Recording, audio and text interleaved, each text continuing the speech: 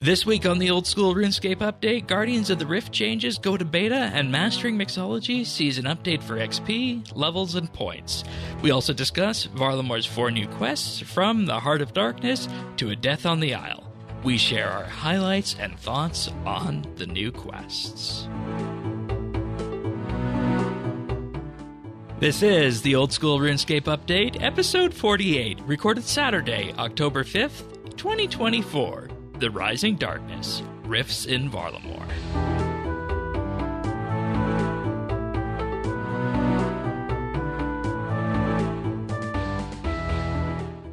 Hello everybody, and welcome to another episode of the Old School RuneScape Update. Sirion and myself are in, as we are each and every weekend. We're here at the usual time this week. Last week, of course, we were a little bit delayed because of some last-minute traveling on Sirion's part, getting back home to his comfy chair where he does the podcast and ruminates about old school RuneScape, amongst other things.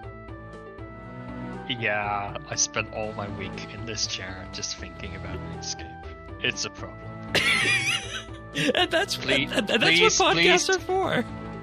Please all subscribe to the podcast and leave a like so that we can start earning money so I can afford professional help with my RuneScape addiction. That's right. And, of course, if you're wondering what we're talking about this week we have the Guardians of the Rift open beta, which you can head on into right now and attempt to play. More on that in a moment. Mastering Mixology changes and our look at the 4 Varlamore Part 2 quests as promised, following up from last week. Of course, if you want to follow along, full show notes can be found over at update.show/os. You can also subscribe to the podcast on your favorite podcast listening service out there. Just click whichever one is your favorite on the website there at update.show/os. And we're also on YouTube at youtube.com/@OSRSupdate. Okie dokie. Let's just dive in. Let's just dive in right now, because I wanted to open this show up, and I had the idea that I was going to go play Guardians of the Rift on the beta server, but when I went to go look at it, and maybe it was just because it was late last night, there were only 6 people online, so suffice to say that didn't happen. Yeah, you won't really be able to do masses on this, I guess. But that's not what we need the beta for, is it? I mean, quite a significant number of the changes apply to the mass worlds. Yeah, and there's also changes, though, for the small worlds, for the small gameplay one. Yes, that's true. That's true. Which is a new thing on that. But, of course, I think the thing that I am most interested in seeing come to life when this arrives is what they're talking about in the post pertaining to the people who stand outside the barrier, in that, you know, when the game ends, you got to click it really quick, and if you don't, you can sometimes inadvertently double click through it and walk back out. I've had that happen to me before. Oh, yeah. Mm-hmm. So that's good that that's going to be changed with this, because, you know, when you think about it, that's the worst thing, given how long some of these games take. It's just nice to know that this will be smoothed on over should these changes wind up going live, of course, on the mass worlds.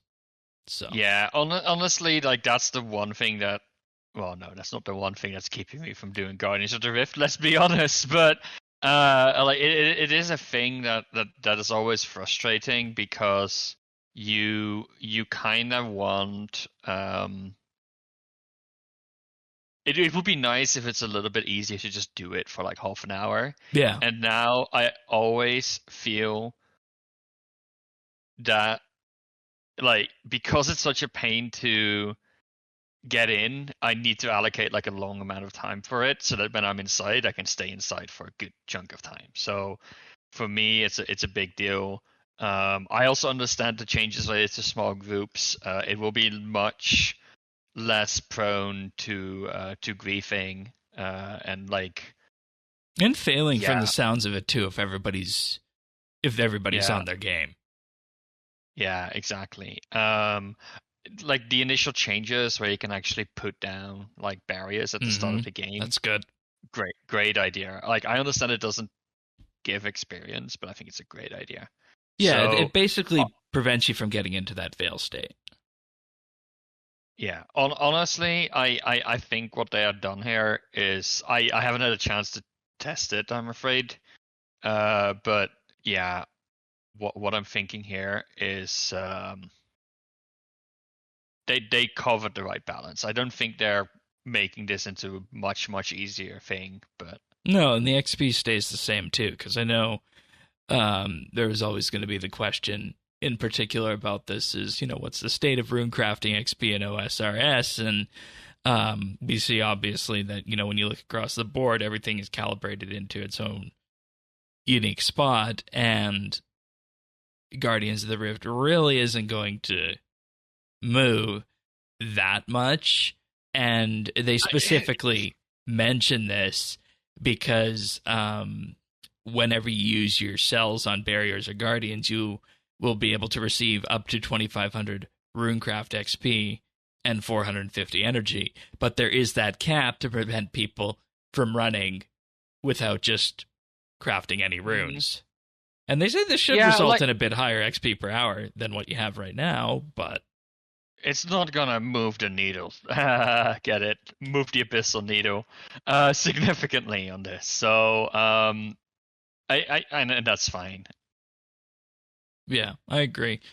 And, I think the biggest thing to come from it, if we were to just distill all these changes down, is how to get into the arena, how to accommodate for small groups, and then, of course, how to prevent some of these fail states that we were just talking about from emerging. And then the cherry on top is the big search option on the rewards chest, which we've been seeing come out in a few other places as well, like Wintertoad and whatnot.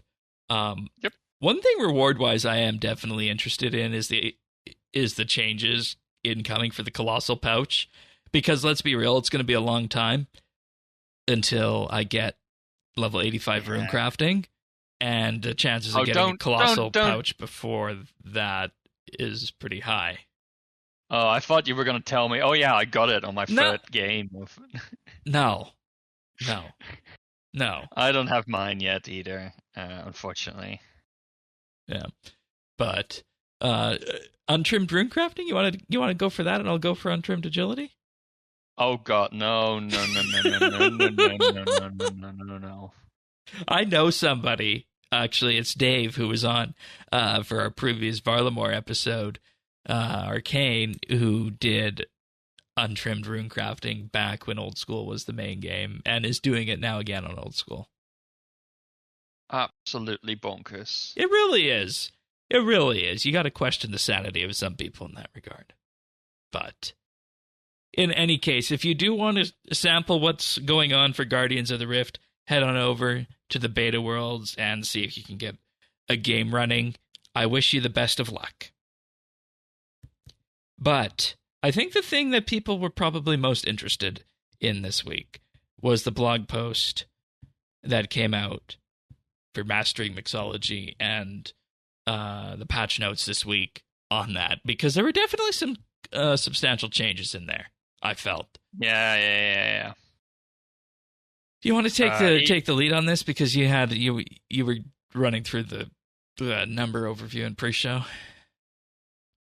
Yeah, it's I think it's interesting that so last week on Friday we saw the changes to the potion hand-in, and we heard that they were going to make some adjustments to the prices of the rewards, but honestly I had not quite expected the extent of that. Yeah, So it looks like total resin costs are down about 20% on average. Yeah, but you're also gonna get less points. Yeah, like fewer points. So I don't think it changes in the end. No, much. maybe not. Yeah, exactly. But one of the biggest changes they're making here is that they're compacting the amount of like space it takes to unlock potions, and also change the order quite a lot. So interestingly, if you started this activity at level 60 Herblore, Mm-hmm. before the patch. You got access to the Mammoth Might Mix, the Mystic Mana Amalgam, and Marley's Moonlight, which basically means you had some Aega and Lai you could make, but like you would be making like a shit ton of Mox resin, Right. regardless of the potions you would hand in. Now they've changed it so that the first 3 potions you unlock are the 3 pure ones. So these are the Mammoth Might Mix, the Azure Aura, no, where is it? The Alco Augmentator, and That's a the mouthful. Lip Lack Liquor. Right? So the 3 pure potions, and the potion you unlock last is the Mix-a-Lot, which is all 3 of them. And then the order within is sort of like you unlock Mox first, then Aiga, then Lai. And then yeah, so like I feel the unlock order makes a lot more sense, and they changed the points as well. So you used to get like for the pure potions, you used to get 3 points of the one you're making, and then 0 of the other ones. You now only get 2, so they're actually the worst potions to make if you want to maximize the total number of points. But of course, they're also really good because you get only points in one type. And So if you're that, specifically trying to go just for a little bit extra of yeah, say lie, you can make your lip black liquors. exactly. But like it's not the most efficient thing, so this still rewards you balancing things really well over time. But at the same time, yeah, like it still provides a good option even at level 60 to get the reward points you want. And then the Mix-a-Lot, if you do that one, you get 2 points in each. You get 6 points in total. So that one is significantly better than the other potions, which you unlock at level 81, which is the highest level. And it But could yeah, have all of jumped by this. and that jumped by 110 XP as well. Exactly. The XP is sort of moved around to match like the level you unlock it at. So that makes a lot of sense.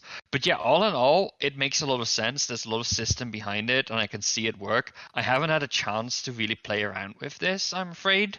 But like overall, looking at the reward prices as well, they really reduced the amount of lie you need, and replaced it with Aga in some cases, or some cases not even replacing it.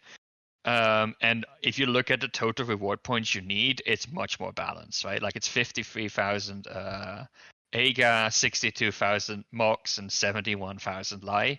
So it's like 18, like it's within 20,000 of each other. And Yeah, that so you're not going to be I, in a situation like you would have before, where you would have come up short on the lie at the end. you used to need twice as much Lie as AGA. And now you only really need not even 50% more, like more like 40 or 30% more. So I think that's very, very reasonable. Um, and Yeah. like yeah, it makes it all a little bit easier to stomach, I think. Yeah, So and also just in terms of speaking about those level requirement changes too, starting at 60, you unlock a new potion every 3 levels instead of every 4, which I think when you factor that in with the XP for people who might want to do this as a secondary herblord training method, I feel like hmm that also helps a bit there too, and maybe you're going to be able to now effectively make a better choice about, am I going for the potions that give more XP, or am I, going for the specific reagent that I need to get for my reward at the end of the day instead? So yeah, and I think like this is like I was genuinely thinking of training my herblore level using to level this, 80, 86. No, and then do this so that I have all the potions available. right? Since I'm 79 herblore, I might not even do it because I'm only missing out on the Mix-a-Lot, which is only 1 potion. And I will probably get there soon enough if I start using this training method. Right. So and see, that's also an interesting thing for me. At level 73, I am only missing the Mega Light Liquid, the Anti Leech Lotion, and the Mix-a-Lot in that Yeah, regard as exactly. well. So I So mean, it's not that yeah, big of a deal. you're missing the high lie potions, which is unfortunate. But if you counteract that by doing some lick lickers, but not doing the other pure ones because they don't give a lot of points, you're probably in a pretty good state. Right, but to be fair, my first potion that's going to unlock 2 light comes in at 75, and that's not far away. Exactly. So, exactly. And that Mega Light Liquid, 315 XP. That was 295 before. But, I mean, overall, hopefully this has been, what people wanted out there. I know there's definitely some conversations in the Iron Man community if you want to really put your herbs towards this, given what you can use your herbs for otherwise. So, do let us know what you guys think about that. And, the game, everybody got a nice little about 7-hour vacation on Monday as a result of this this piece of content, didn't they? The potion storage. Yeah, that was quite bad. I'm curious why we didn't get any news about that in the news post. Well, I mean, it was handled, and see, that's the thing. I feel like Jagex is always on this same sort of path where, if there's a substantial downtime or whatever, they really don't talk about it unless there's ramifications further out, like we saw with the login lockout. But this was fixed. The people who abused it had the potions removed and got, I think it was said that they were getting 2-week bans for this. And, it was just interesting watching the status tracker throughout the day, seeing exactly when the game was going to be up. Because I know you messaged me that you were wanting to do a herb run and couldn't get in. I was like, is that you or is that them? I don't think it's them. Mm-hmm. So, and it did produce a boatload of wonderful memes, didn't it? Did it? Yeah, it did. I sent you one, and there were tons of other ones too that were posted. Like the SWAT team raiding the guy with the palace full of potions. Yes. Yeah. Come on. No, you know that wanted to be you. You wanted that to be you. Yeah. No. Okay. No bug abuse in these parts, folks. No bug abuse in these parts. All right. Varlamore quests. I know quest weeks are always interesting on the show here, but Heart of Darkness, you want to start with that one? Yeah, that's a big one, isn't it? It is. And my reaction after this, and I'll just say, as we do with quest weeks, spoilers ahead. So if you haven't done these quests and you don't want to be spoiled, you can press the pause button, go do them, and come back, or just listen anyways. But spoiler warnings ahead. And what I have to say after this is, you remember that when we first talked about Varlamore Batch 1 and how we were saying, things might not be as they seem. Mm-hmm. My reaction after this quest is there is some weird stuff happening up north there. It's like, holy cow, I didn't anticipate the quest to take this turn. That's my initial rundown of this. What's yours? Yeah, it's definitely heating up. I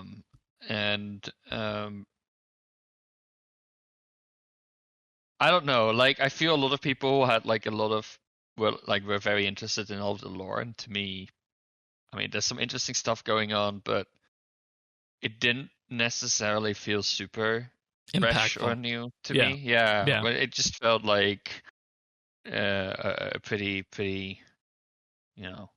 standard. I mean, the big revelation is you got a bunch of religious crazies up there. In that, this order believes that Ralos and Ranal are being reincarnated. Yeah. That was a pretty shocking reveal. And it's just like, if you combine that with everything that we've been seeing so far in Varlamore, and how they will resort to execution at the flick of a switch, like at the end of the trials as well in this quest, the one who you just say you're just in there doing your trial, and you're like, oh, which one's the traitor? And then the trial master's like, okay, I'll just execute that one. Yeah, Yeah, the trials were really well done. I did them like 90% without a guide. Oh, really? Yeah. Um, I think I don't remember what I got stuck on. I found that the most annoying part of the quest. I don't remember what I got stuck on, but overall I thought it was pretty nice. And then you got the little ice dungeon. I thought that was a really good use of that environment as well. Yeah, I had It some. felt I just want to say one thing on the trials before we move on to the dungeon. Um, I found it annoying to try and work through and heal the prince there for that. And I had to apply a single med pack and that was it. really, Yeah. he died on the first run, even when being Oh. healed. No, I made sure to aggro a lot of the things and basically focus on the things that attacked him first and then just tank the rest of the Yeah, I took hits. out the magic healing ones first whenever they were in the Yeah. waves. But Yeah. anyways, oh shit. Oh, yeah. I'm just hang on. Just operating system is doing its thing here. Okay. There we go. Back to normal.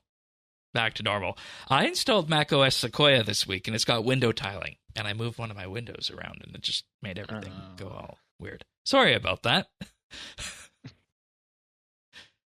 Anyways, the ice dungeon. Yeah, I like the ice dungeon, though that one I had to look up at some point because I thought the levers were a little bit hard to see. Yeah. Um, Yeah. at times. So I had to look like one thing up because I missed a pixel somewhere, I guess. What I really noticed, and I think this goes for all of the quests we're talking about today, I feel these quests fall into two categories. Okay. Either they're very self-contained and almost sort of, instanced and are not really part of the overworld, Right. or they are excessively part of the overworld, right? Where all you're doing is like gathering items and running around. And I feel like there was some of it in the Heart of Darkness where you have to go and talk to the barkeep and get access to it, right? And get the basement room, which wasn't a basement room. But I would have maybe liked a little bit more, especially for a quest that becomes a little bit harder, a little bit more back and forth talking to people in overworld. It always feels a little bit detached if a quest largely takes place in a sort of small area, and I think Okay. definitely Isle pulls it off. I think because of the nature of the quest. Yeah. But like the Heart of Darkness, I feel I would have liked to see this more integrated in the actual parts of the game app rather than pretty early on you get sent to this corner of the continent and you just spend time in instances there. And Right. the environments look great, don't get me wrong. Yeah, and I can't think wait to all in see what all- this area looks like when the HD client arrives. Exactly, and I think the quest itself, it wasn't a bad quest at all. I actually enjoyed it. This was But- definitely my favorite out of the bunch. But it would have been a little bit nicer, like also following up more on how this cult is placed in within the rest of Varlamore, and that was a little bit lacking. I Right. think. And see, And I think this is a huge opportunity as well. I think to show. Sorry for interrupting you. no, it's fine. There's a huge opportunity, I think, as well here to show sort of like the normal people how they might like how they be might interact descend- with the cult. Yeah, but like why and how they might be sort of attracted to it, right? Like we talked to some of the recruits, and I could see there being an interesting, like there was like the most interesting piece of lore I think was like the Age of Betrayal or the War of Betrayal, right?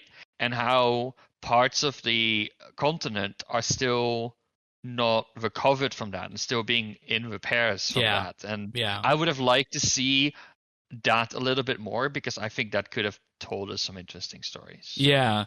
And what I was going to say is that, to tie all this together, going from instance to what you were just mentioning there, is that, if you in effect tee this quest up, it's got 3 parts to it. It's got the setup phase where you're figuring out what you're going to do. Then there's the trials, and then there's the opening of the Ice Slayer dungeon at the end of it. But the reality of it is that, to go kind of deep on some of the lore, you kind of have to read around the edges of the people and the characters in the quest is the way I'm going to put it.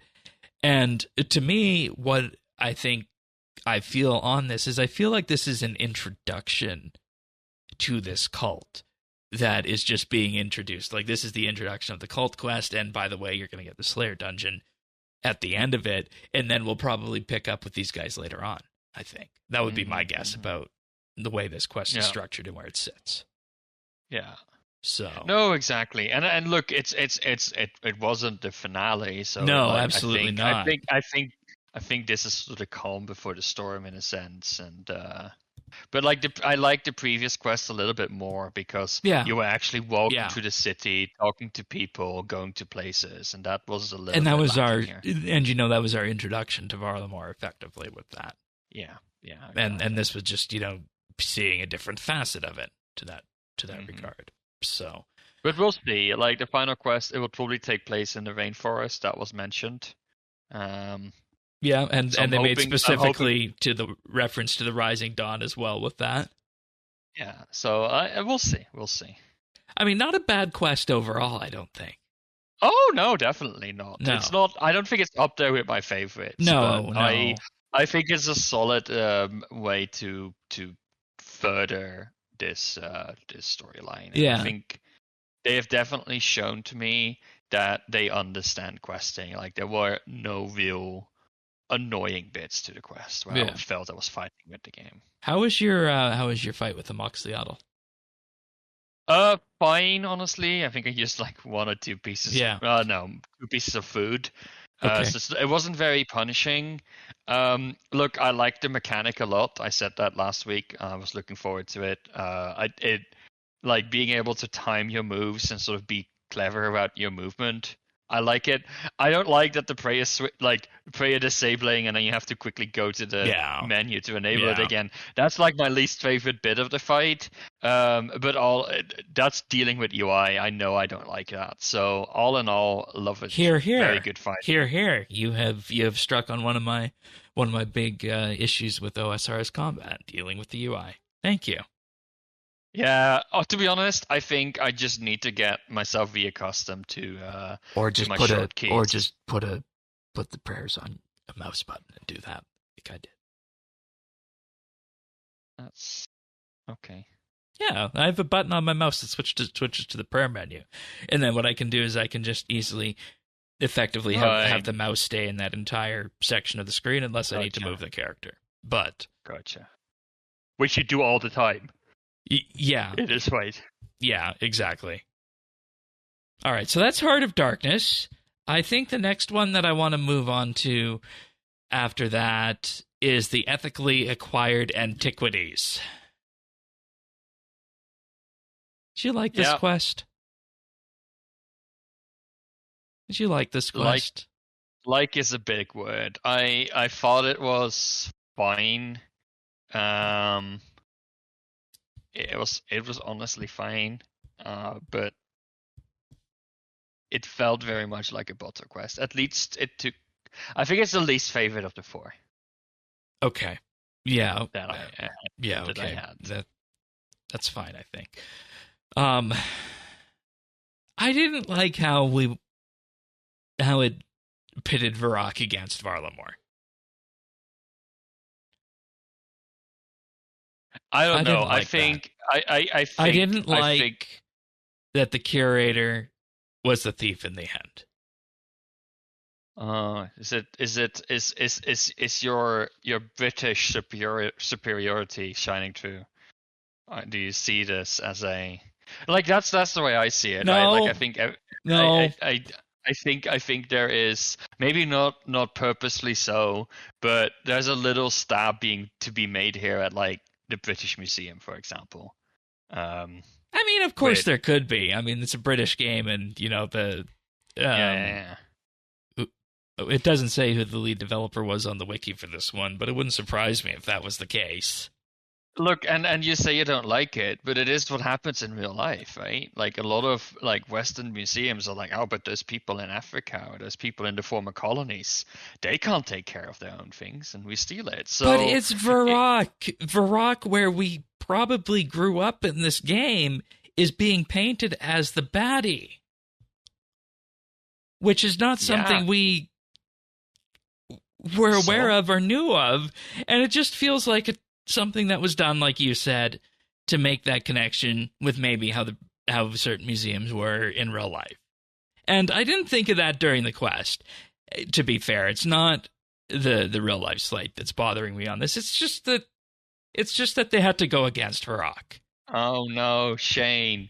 Is it problematic that the game doesn't have clear notations of good and evil, and it's all a little bit blurry and gray? No, I think that makes for interesting. It makes for interesting characters in quests. But why did it have to be Varrock? What else do you want it to be? I think Varrock can be fallible. Varrock is fallible. It should have been a character like the Wise Old Man rather than the Varrock Museum. No, I think that would have been worse. Okay. It would have been worse. Okay. Like I think this is what you need to tell, like to sort of flesh it out. I mean, I'm not trying to find too much into this. I think it's just no. Let's not, because I know, and I say this for myself, is that when my games and my media and whatnot incessantly, riff off of whatever the flavor of the day is in real life, sometimes I don't like that. There's avenues for that, but sometimes I don't like that. And I don't think that was, just to be clear, I don't think that's initially on the surface. I don't know necessarily that's. No, I don't think that was the intent here. No, exactly. This is not an activist quest. Exactly. To tell the British Museum they should bring all of this stuff back. But like, I do think it's interesting to show something like this because it. You say like there's a baddie, but like I think there's something understandable with the Varrock curator here as well. Right? There is like they didn't do this out of malice. And that makes you think she's going to have a role going forward in a quest around this, or no. I don't think so. But like I think like it's. Somebody in our clan chat, I forgot who it was, I'm sorry, said like this is basically the spiritual successor to Tribal Totem, which is a very interesting story, right? And there it's a little bit more obvious. It's like rich noble has stolen something out of the jungle, and you need to bring it back. But like this to me, yeah, I don't know. I had more problems with the running around with this quest. Yeah, okay, that's fair. than the actual story. And let's be fair, because it can also fit into that bottle fetch quest kind of thing too. Yeah, exactly. Because you do need to make your way to Port Sarum and whatnot throughout that, and then you do after that discover that hey, we're going to Varrock. So I mean, there is running around to the port as well in Varlamore. So there is that aspect of it as well. And, if you put the time scale on a paper sheet about what you were doing in this quest, you're probably right that the vast majority of it was running around. So. Mm-hmm. All right, meet and greet. I was hoping this quest would be the frog quest, part 2, but it wasn't. No Frog Quest Part 2. Yeah, this again felt like this is I think a decent example of like a little local quest. It's nothing to write home about. It's a fetch quest at its core. Yeah, but not an annoying one because everything was in like a reasonable range. I think the biggest trouble I had was figuring out the pin code, which had an obvious solution once I saw it. So yeah. And we did get thrown into combat with a level 193 Minotaur and a level 113 Dark Wolf Alpha. So despite it being a short quest, there was that aspect of it as well. this makes it feel like one of those old quests that just randomly had like weird fights in it, right? Like I'm sort of reminded of Priest in Peril, where you walk down, oh, Right. there's a hellhound. What is the hellhound? I don't even know what it is. Like the guard dog. Yeah, and you just kill Right? it Like it willy nilly, and then you realize you killed someone's pet. exactly. Like this is to me like a sort of almost an homage to the old quests where like there was way more random combat.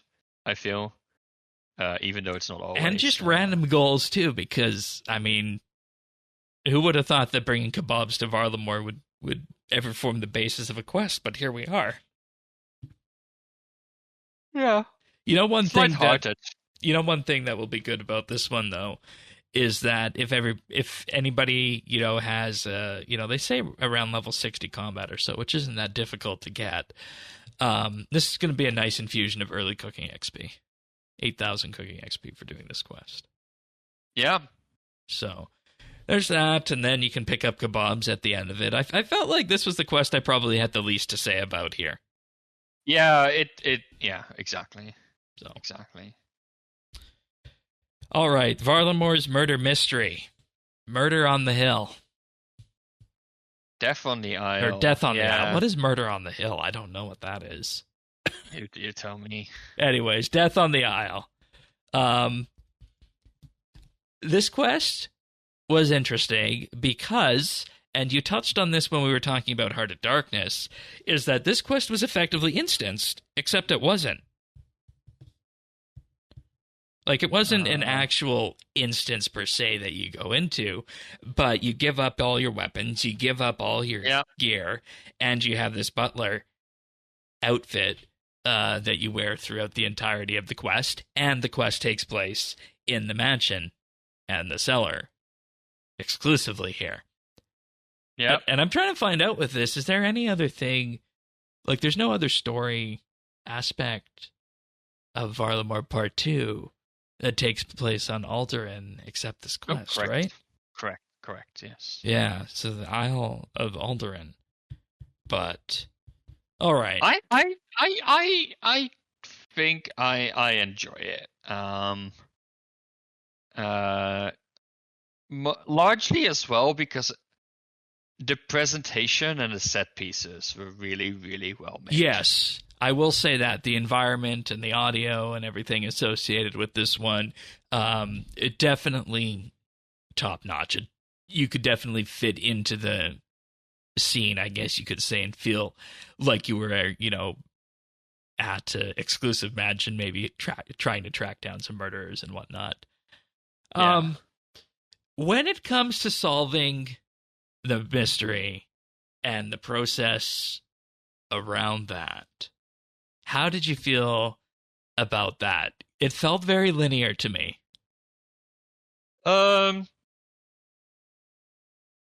Yeah, it felt a little bit linear, especially it was pretty obvious from the get-go where they who they wanted you to suspect. Who was that in your view? Adela, of course. Okay, good. Adala. Yeah. Okay, good. It was either her or her associate who I was suspecting. Okay, good. Glad we're on the same page with that. Yeah, and then it didn't end up being her, and it ended being someone else that you actually have to go to a different part of the property for it to find. Yeah. So that's why I say linear. It was very linear, but that being said, if I compared this, Misthalin Mystery was also very linear. But it feels like I think this did it better than Misthalin Mystery. I think in terms of because they were both very linear, but this felt a little bit less contrived and a little bit less, weird. This didn't feel like an escape room, right? Like Misthalin Mystery is an escape room in a sense, whereas this felt a little bit more natural and organic. And then comparing it to Murder Mystery, that is just an annoying quest. See, I came into the show, and my controversial take here was going to be that Missile and Mystery's better. Okay. You can think that. Having had to do the final fight of Missile and Mystery recently with the stupid mirror you need to move around. I disagree. Okay, minus the mirror, but what I was thinking of, and how I got to that point, and why I said linear, was because it felt like the puzzles that were present in Missile and Mystery added a little bit more to that quest I than see what you mean. what we had here in Death on the Isle, which just felt linear. And as a result of that, that's how I come here and I say that I felt like Missile and Mystery was better. And I also feel like the reveal at the end of Missile and Mystery was a little bit more fun too. I can see why you would say that, but like, oh, just say you don't agree. I don't agree.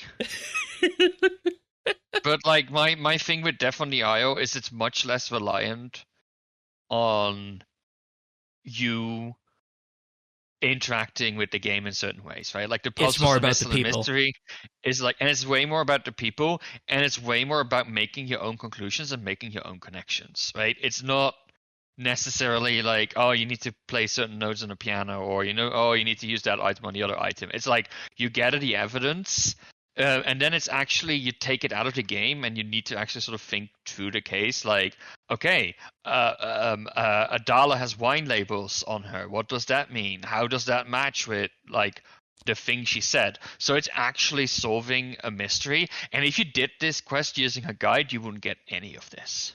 Right. So I don't know how you did the quest, but if you didn't do any, like if you try doing this yourself, it's a very different experience than the previous quests. It's much less moving through the motions, but trying to come up with the right conclusions and accusing the right people. Yeah, that's actually fair. Yeah. Okay. So what I'm getting from that then is that the thing that I was expecting was that I was expecting a little bit more Missile and Mystery to be interjected in this, because I didn't use a guide on this quest, and I still got that linear sense from it, that it was very much telegraphed by the game in terms of which way it was going to go, specifically in terms of needing to switch into the the second area with the stage and the getting ready room and what have you, to be associated with that. So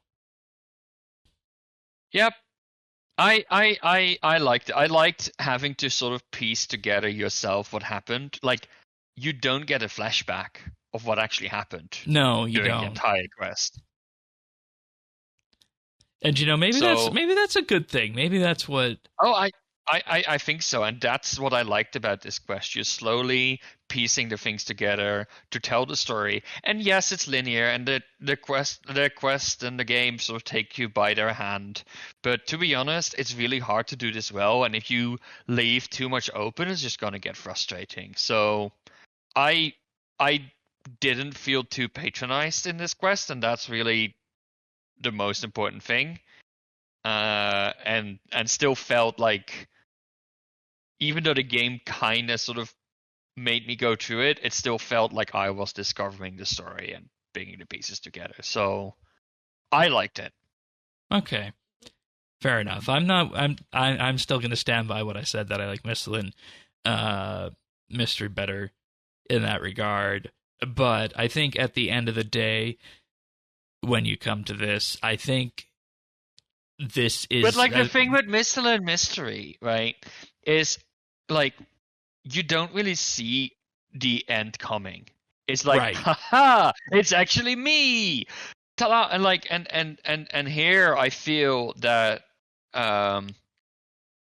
like all of the hints, like that this is the final result, that the understudy is actually the person doing it. That's already sort of hinted at from the very start. Right? It all clicks. And in Missile and Mystery, it feels like a twist for the sake of a twist. Okay, and you know how I feel about that and what I like. So that's our difference in terms of why I like Missile and Mystery and you like this one, because I like those kind of twisty related things like that. Okay, yeah, I but really you can like... see that, right? No, you can see why No. why I like it, that sort of thing. Yes. no, I generally don't. It feels to me cheap. But I like feels those like sort of things when it comes to It feels stories like bad and shows. writing. I don't care. It's how it makes me feel. Okay. I don't care if it's bad writing. Okay. I don't care. We're not like auditioning these quests for Pulitzer Prizes or anything like that. No comment. Now you have to say a comment, folks. When he says that, that means that there's something he wants to say, but it's not there. Yeah, it's not gonna be there. Come on. Not gonna. We'll wait. No. I'll put a little timer on the screen for how long we wait after the fact. Oh no, we're not doing that. We're not doing that. Come on. Come on. Oh, it's way more funny to not say anything because you get so annoyed about that. Spit it out. I know there's something you want to say. This will be the last word. It's yours. No, I just no. No. What? No. I don't even know what I wanted to say anymore at this point, to be honest. All right. 10,000 thieving XP, 7,500 agility, and 5,000 crafting XP. But the thing I think that everybody came for in this was the costume needler. A needle that lets you sew things without thread. Yeah, that was I think that's... I think that's a fun reward, It actually. is. It's very useful. Yeah. I mean, No, just I the like fact that you're saving an inventory spot when you're crafting is the entire thing. Yes, but that being said, right, like it allows you to have 27 resources in your inventory rather than 26, Yeah. meaning that you can make dragon leather bodies, one more per inventory. Exactly. And that is pretty huge, I think. Exactly.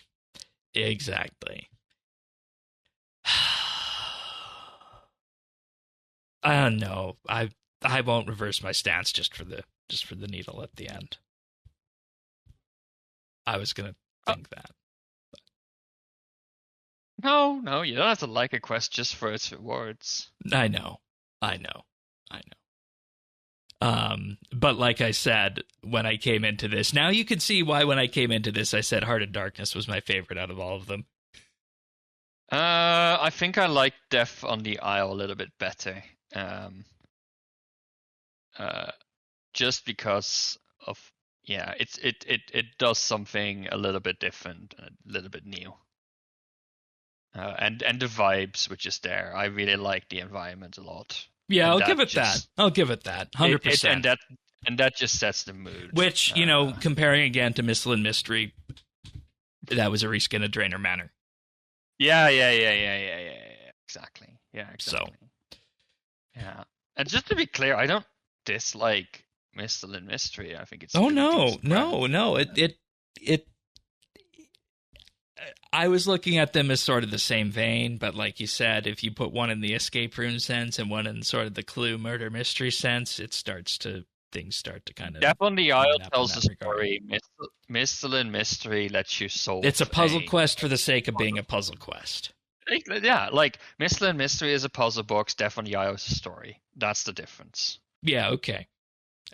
And I was expecting a little bit puzzle into it, and that's how we get to the point where I was at. So. Yeah. And folks, just so you know, I will keep asking him throughout the week what that was that he wanted to say if he remembers. I will keep his toes to the fire. But that's pretty much it for this week's episode. Anything else you'd like to say before we go? I'm glad I'm booking flights to the other side of the world, so you can't chase me. I mean, not that it matters. You already live on the other side of the world from me. That's fair. Well, folks, hopefully you guys enjoyed that. Let us know what you think about how we do our Quest Week coverage here, because quests are always so interesting when it comes to all things related to RuneScape, in that, obviously when it comes to the game, most people focus on the combat and the skilling updates, and quests, unless they, give some sort of substantial must-have reward, there's a huge chunk of the population that just glosses over them. So let us know how you like how we do our Quest Week coverage, if there's anything you think we could change, what you like, what you don't like, because that's something that I've always been trying to work on for both podcasts, is Quest Week coverage. So with 4 in 1 episode, let us know what you thought here. And of course, if you want to subscribe, update.show/OS, youtube.com/@OSRSupdate. And of course, we're on all the podcast listeners as well, Apple, Spotify, Pocket Casts, and more. I think that does us. Any final words? Nope. Alrighty then, we'll see you guys next week for another episode of the Old School RuneScape Update. See you then, everyone. Take care. Bye.